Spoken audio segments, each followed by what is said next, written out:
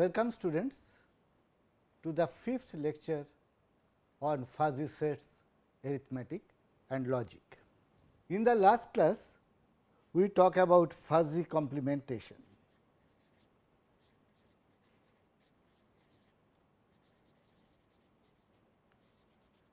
And we have identified 4 properties.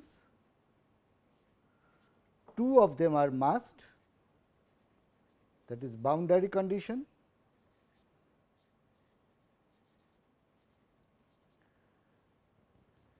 C of 0 is equal to 1 and C of 1 is equal to 0. Second, monotonicity,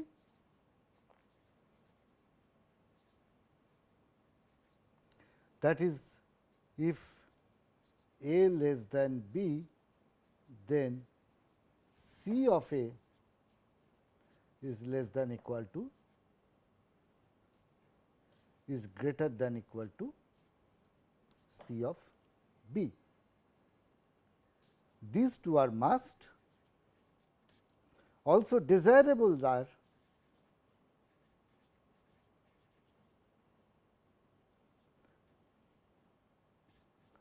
C is continuous,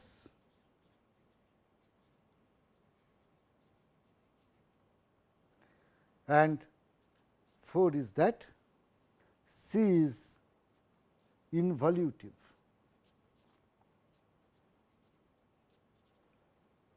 That is C of A is equal to A.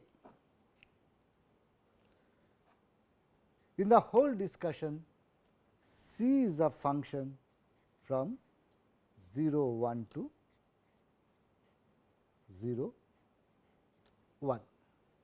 Now, let us see a picture.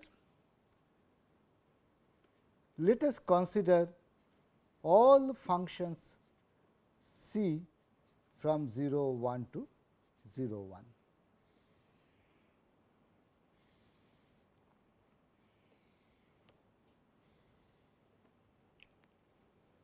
Consider a function C of x is equal to x. Therefore, C 0 is equal to 0, C 1 is equal to 1 implies boundary condition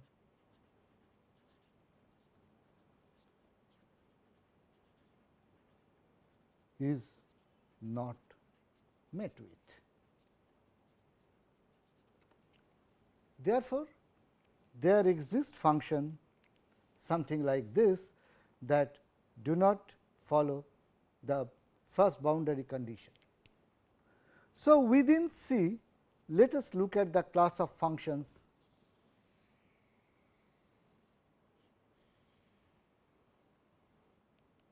which follow boundary condition.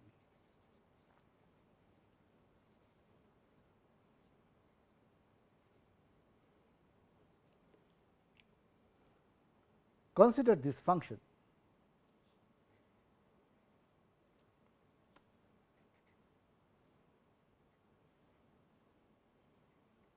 For 0 to 1 by 4, it is 1.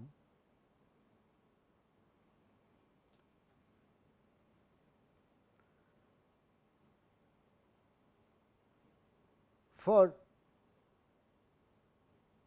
1 by 4 to half,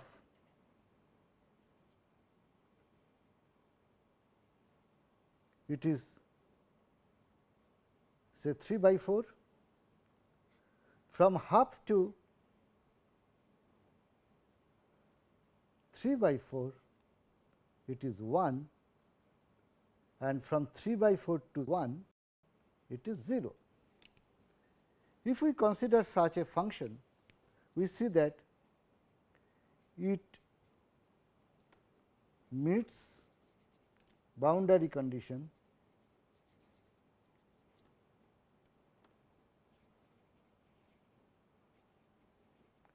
but is not monotonic.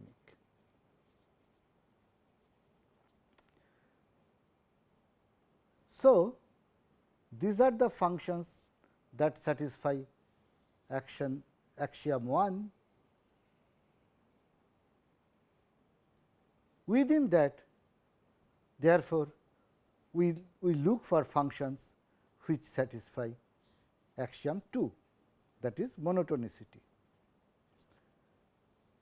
This example suggests that this space is non-empty. There are functions which meet boundary condition, but do not follow monotonicity. Now, let us consider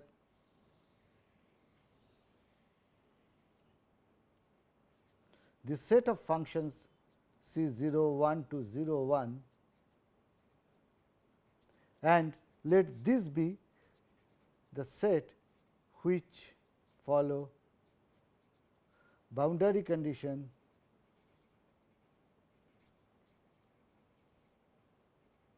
and monotonicity.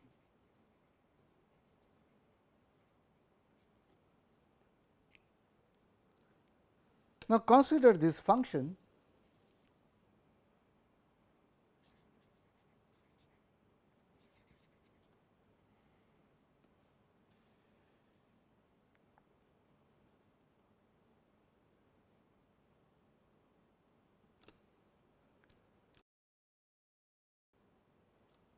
in the range 0 to half.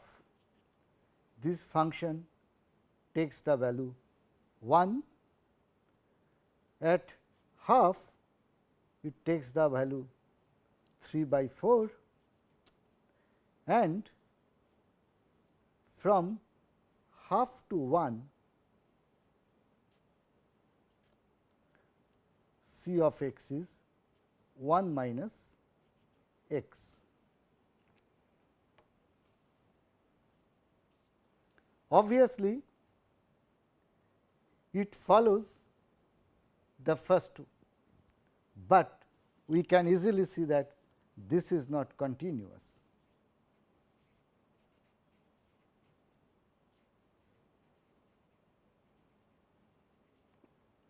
Therefore, within this we have a subclass of functions which are also continuous.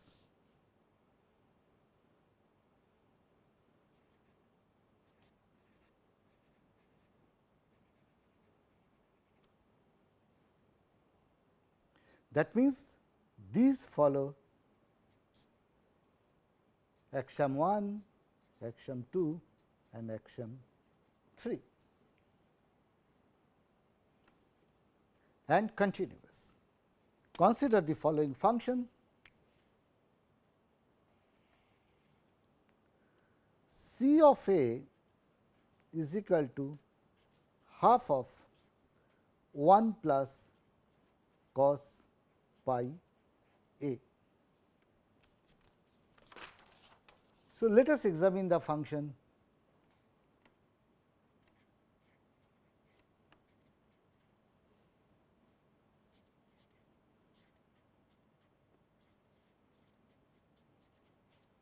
Therefore, C at 0 is equal to half 1 plus cos of 0 is equal to 1, C of 1 is equal to half 1 plus cos of pi is equal to 0. Therefore, it obeys boundary condition.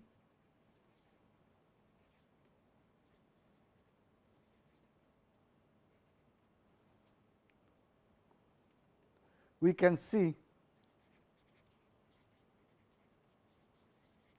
it is monotonic and also it is continuous.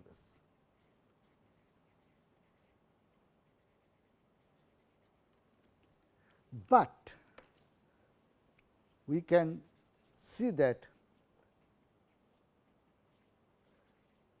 it is not involutive, because if it is involutive, then from this definition we should get that C of A is equal to A, but since cos is a trigonometric function and we are not using any cos inverse, we can easily see that it is not going to be true for all values of A between 0 to 1. Therefore, we have these which follow A 1, this which follow A 2, this which follow A 3, that is continuous. Among them there is a subclass which are also involutive.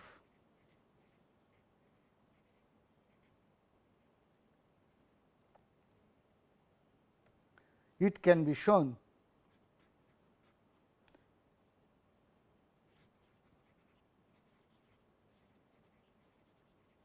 and I want you to verify that C of A is equal to 1 minus A belonging to 0 to 1 have all these properties.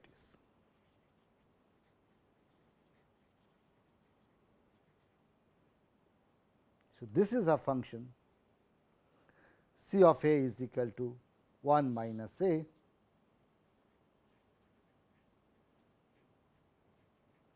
lies here. Now, with respect to complementation,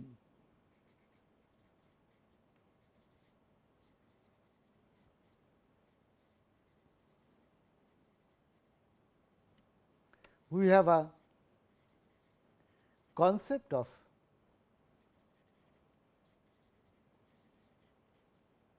equilibrium.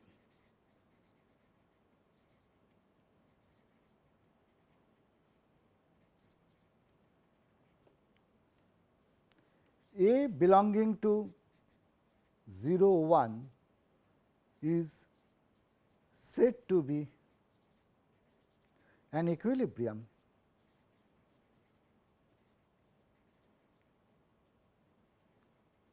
if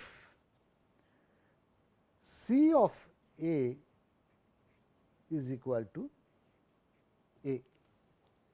That is,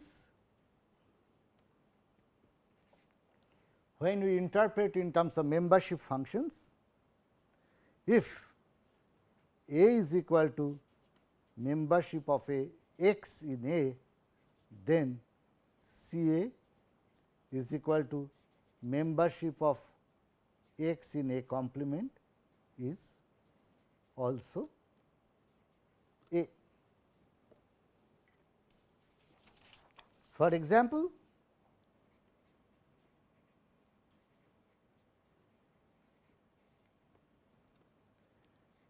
if C of A is equal to 1 minus A, then we can see that 0.5 or half is the equilibrium point.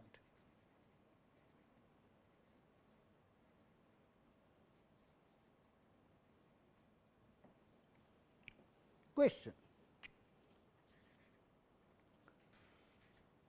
does all complement function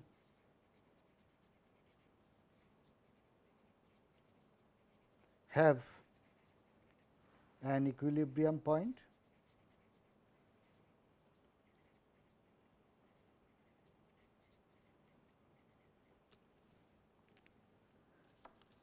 Answer is no.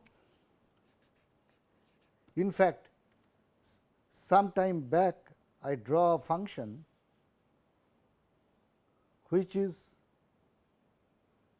say, 1 between 0 to half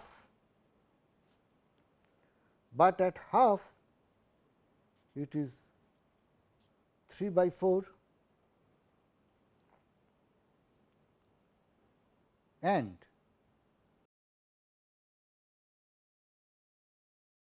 let me write it mathematically.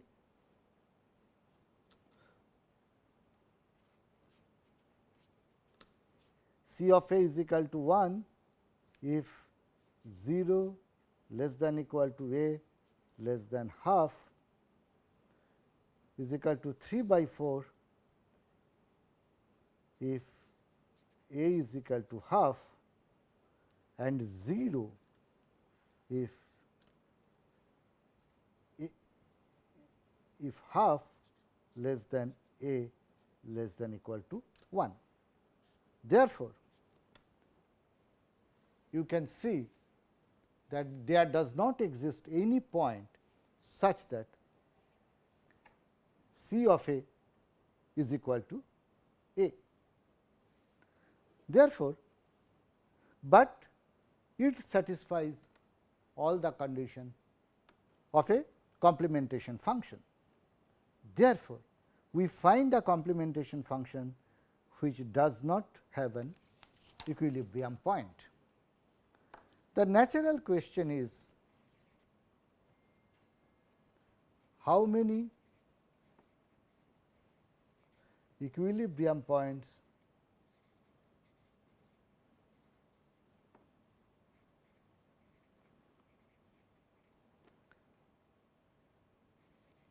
does a complementation function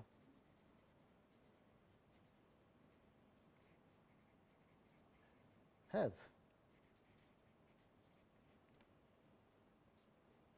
Answer is, it can be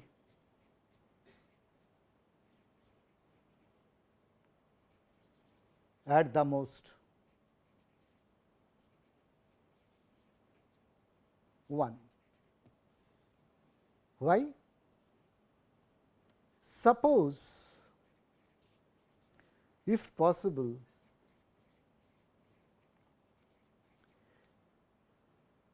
a complementation function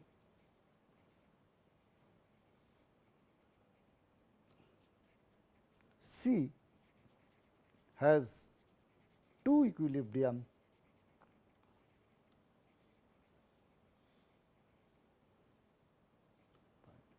points.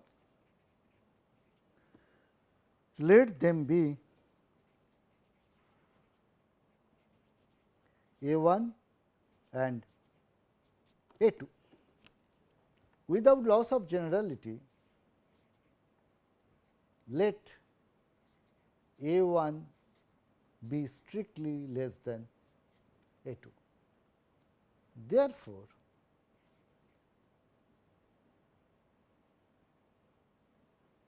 C of A1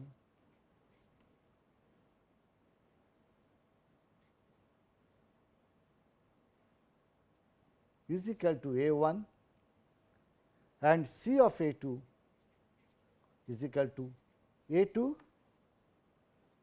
and by monotonicity,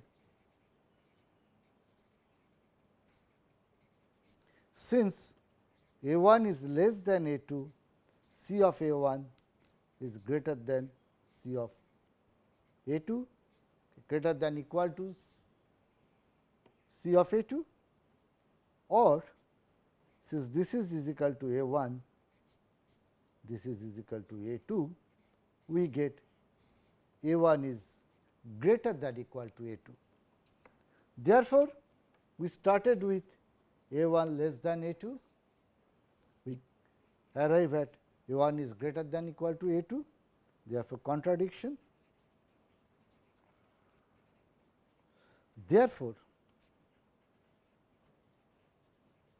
there cannot exist two equilibriums.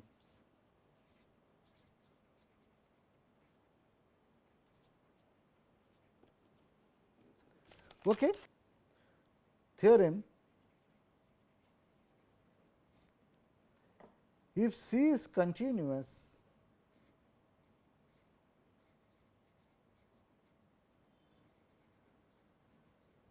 then it must have one equilibrium point.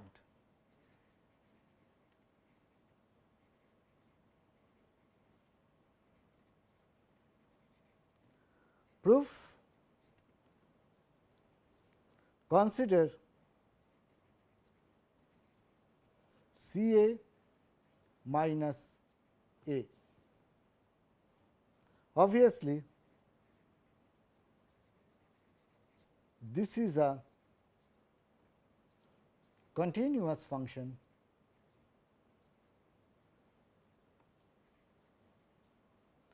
in A. Now, a point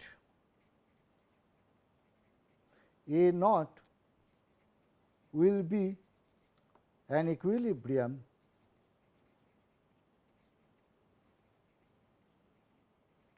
if A naught satisfies the equation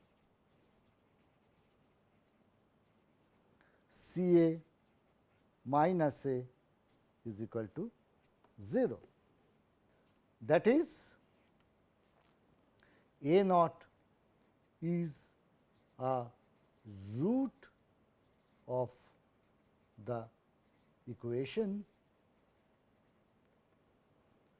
C of A minus A is equal to 0. Now,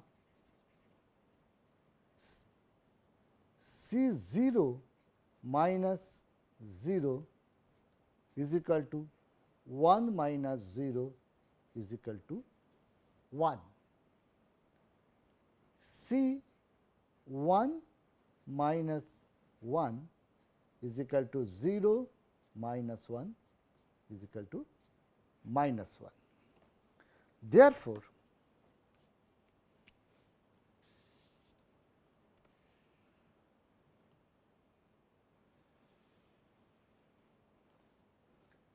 the function C A minus A at A is equal to 0, it takes 1, at A is equal to 1, it takes the value minus 1. Therefore,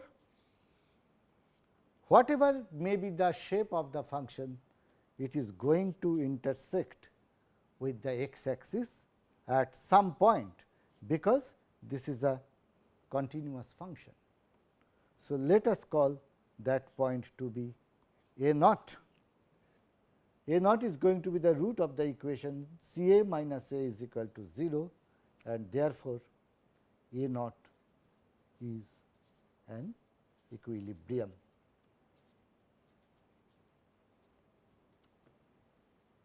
We shall discuss more about complementation, and we will look in depth in some of my subsequent lectures. For the time being, let me deviate and discuss the next set operation, which is fuzzy intersection.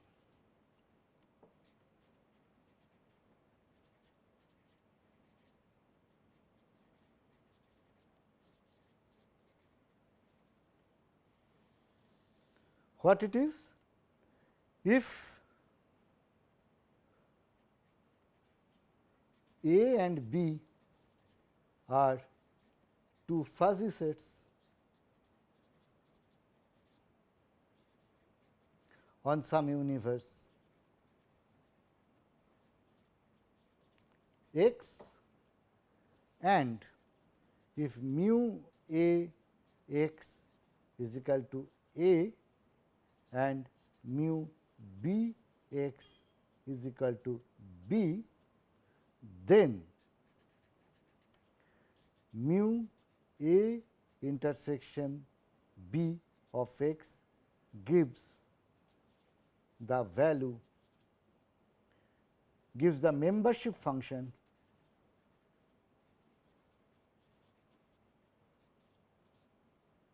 a membership value of x to the fuzzy intersection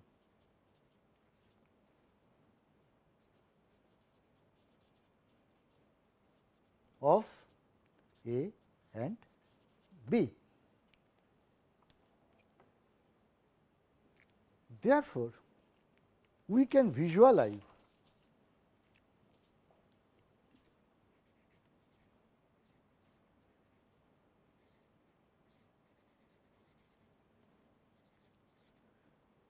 intersection is a function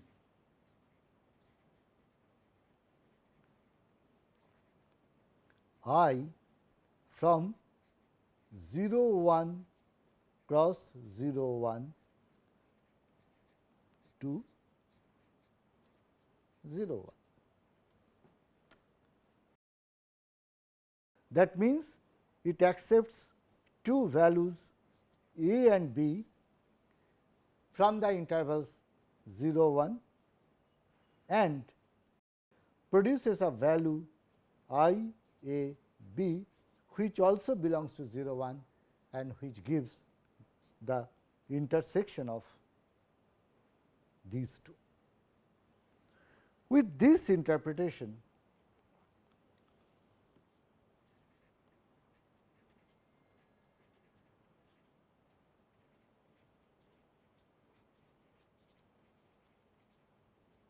we look at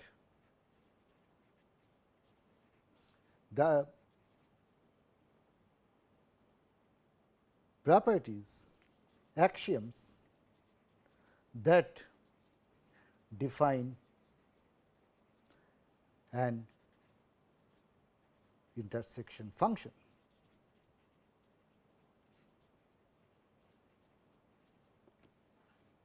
So, what are the axioms for intersection?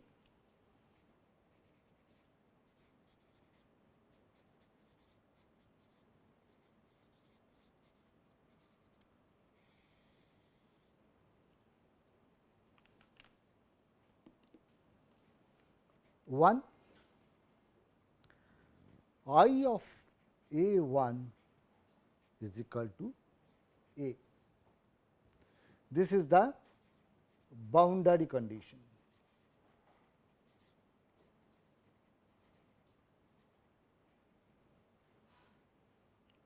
That means, the membership of x to A is A, but x has full membership, that is 1 to B, then its membership value to A intersection B should be A. Second axiom, if B less than equal to D, then I of A B is less than equal to I of A D. So, this is called monotonicity.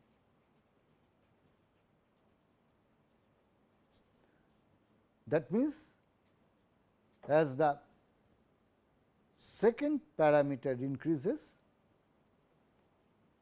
then the value of the function should ideally be non-decreasing.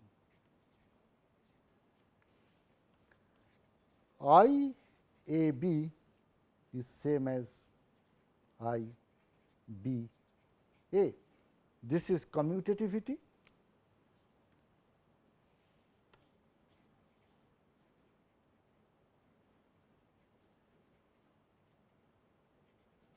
And it is very clear, if it does not matter in which order we keep the sets A and B, the intersection value should depend only on the respective membership functions and not in which order they have been put.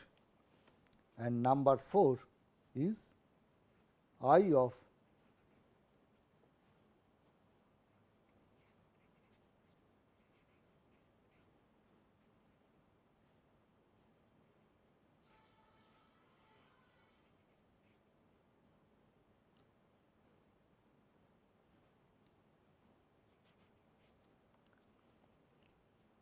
this is the associativity.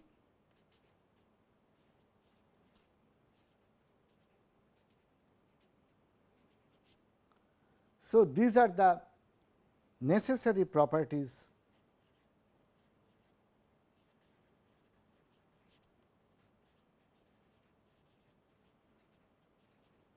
of intersection. Such functions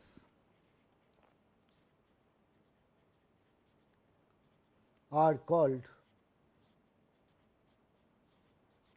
theorems, which are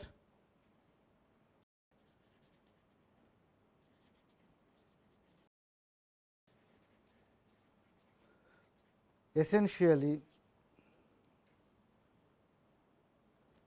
satisfying commutativity,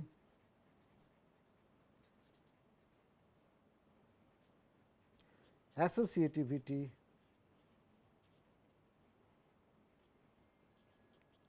monotonicity,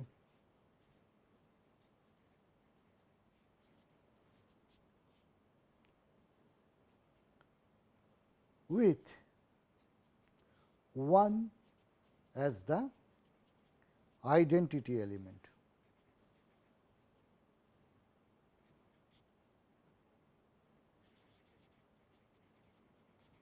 In fact, these are same as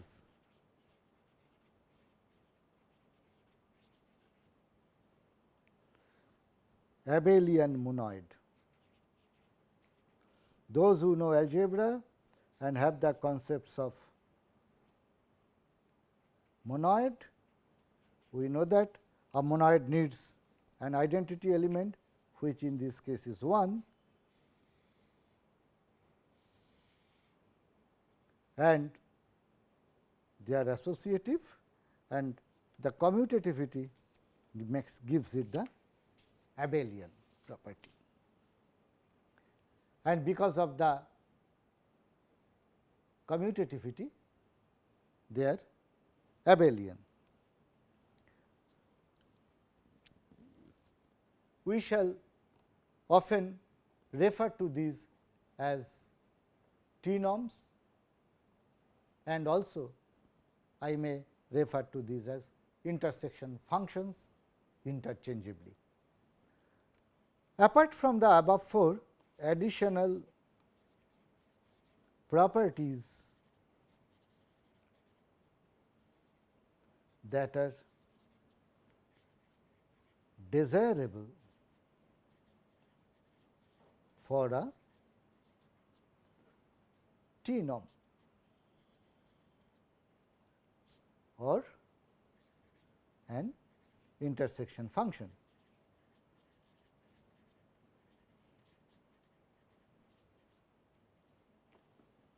What are these?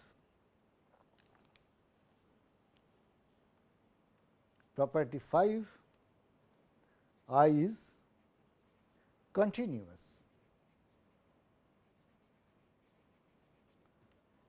This is understandable because this prevents the case that a small change in membership values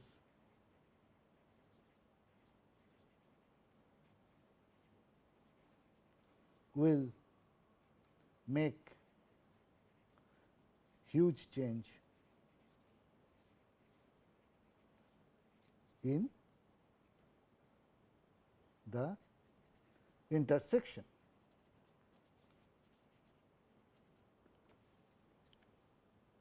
The sixth property is called sub-idempotency, that is I of A is less than A. This is called sub-idempotency,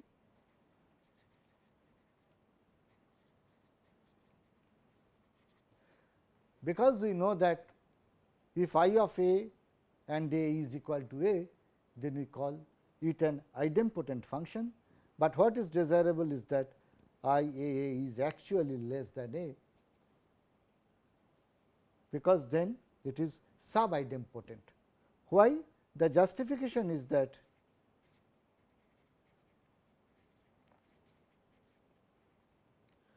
we know I of A 1 is equal to A by boundary condition.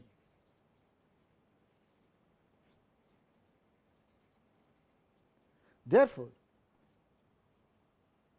if value of A is less than 1, therefore, it is expected that the value of the intersection of A with A should be less than the intersection of A with 1, which is equal to A.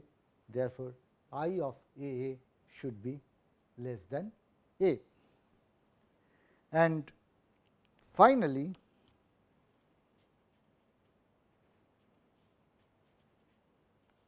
the seventh property is, if A 1 less than A 2 and B 1 less than B 2, then I A 1 B 1 is less than I A 2 B 2. This is called strict monotonicity.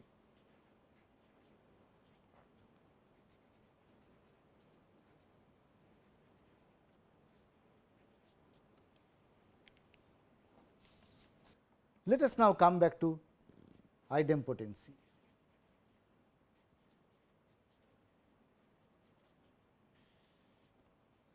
That is, I A is equal to A.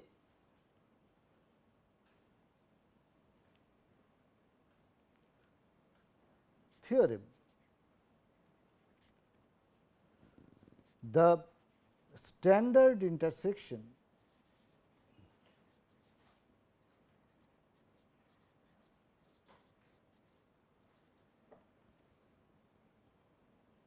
that is I of A B is equal to minimum of A B is the only idempotent intersection.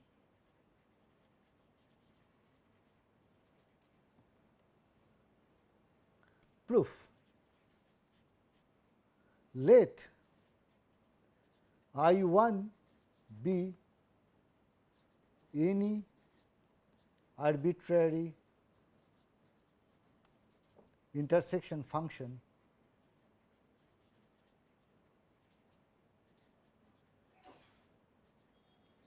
which is idempotent.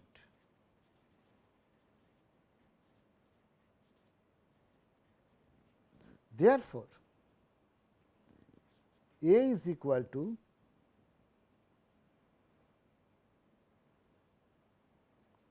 I 1 of A.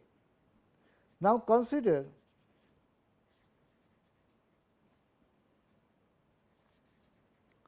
I 1 of A B when B is greater than A. Therefore, A is equal to I 1 of A which is less than equal to I 1 of A B because of monotonicity,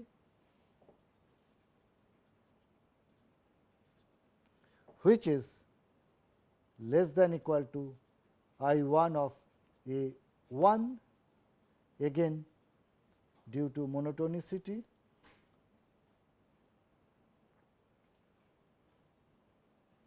which is less than equal to A because I of A 1, I 1 of A and 1 is A due to boundary condition.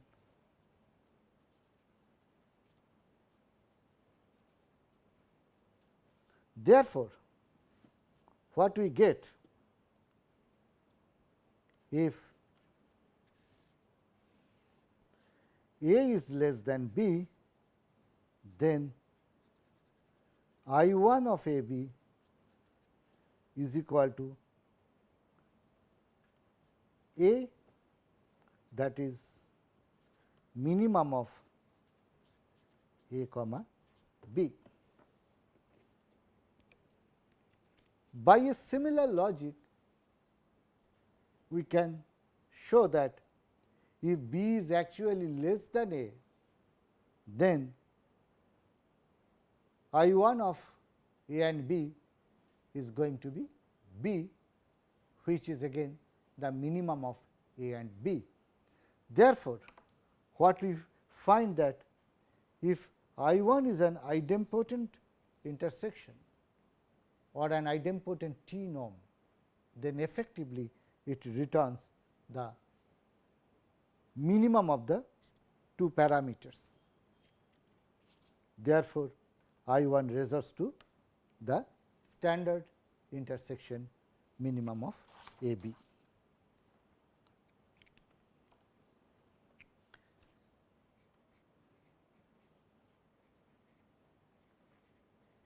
Let us now discuss some important T norms.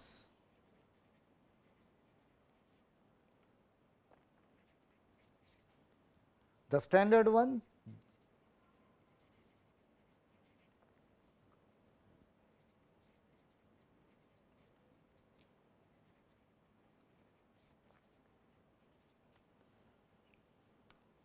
in our tutorials we shall denote it as intersection M,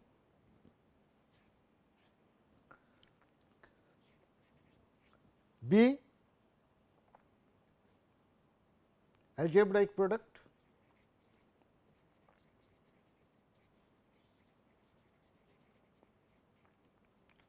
I of A B is equal to A B, that is the product of the two elements. We shall denote them as intersection A with a subscript A, C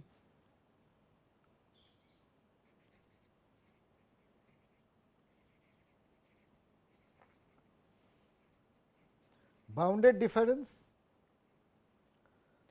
I of A B is equal to maximum of 0 and A plus B minus 1. This we shall denote as intersection B, and finally drastic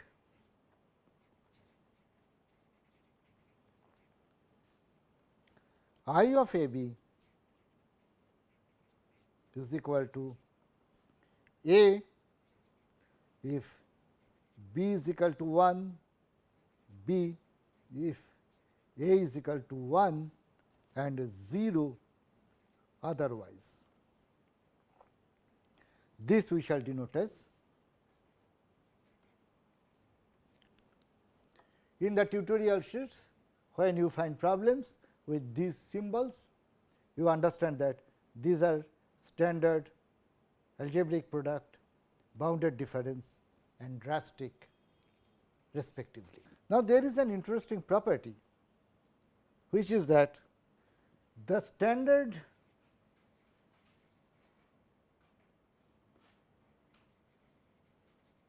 intersection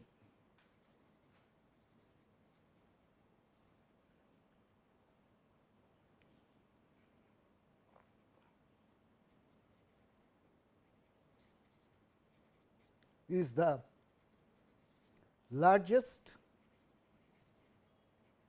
and drastic intersection that is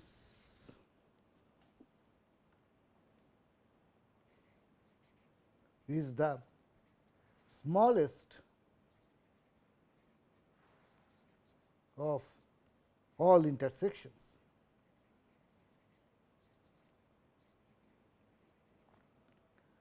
That is, if IAB is any T norm,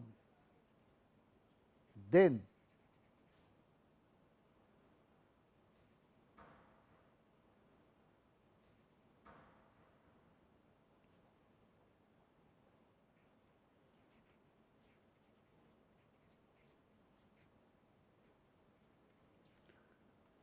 drastic intersection of AB, its value is less than equal to I of IAB, which is less than equal to minimum of AB. Proof: take any T norm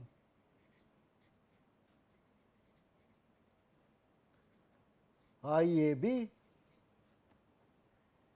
A is equal to I A 1, which is greater than equal to I A B, B is equal to I 1 B, which is greater than equal to I A B. Therefore, I A B is less than equal to both A and B. Therefore, I A B is less than equal to minimum of A B. Again, since I A B is less than equal to minimum of A B, I A 0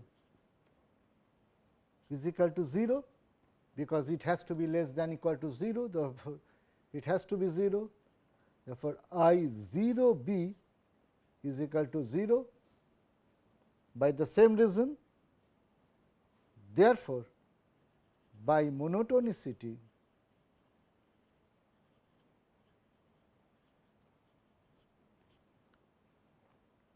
I A B is greater than equal to I A 0, which is equal to I of 0 B is equal to 0. Therefore, since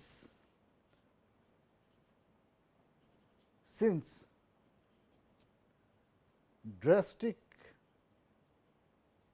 A B is equal to A if B is equal to 1, B if A is equal to 1 and 0 otherwise, we can see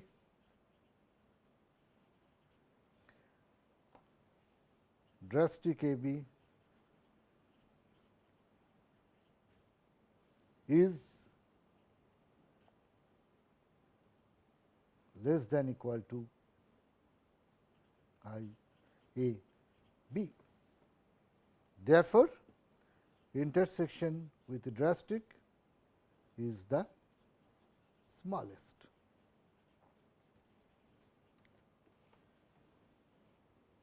Okay, students, with that I stop here today. In this class, we have seen some examples of complement functions. Also, we have seen intersection function and its properties, which are necessary, which are desirable, and also we have seen some examples and properties of intersection functions, which are also called T norms. In the next class, I shall be talking about fuzzy union function, which are called T conorms.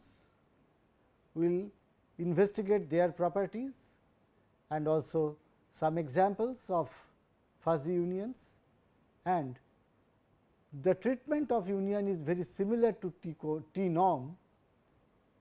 The treatment of T conorm or unions is very similar to T norms. So, certain things I may leave for you to verify, and instead what I will do, I will study the properties of combining more than one fuzzy operators. In particular, our focus will be on De Morgan's laws and how they work with respect to fuzzy intersection, fuzzy union and fuzzy complements. Okay, students, thank you so much.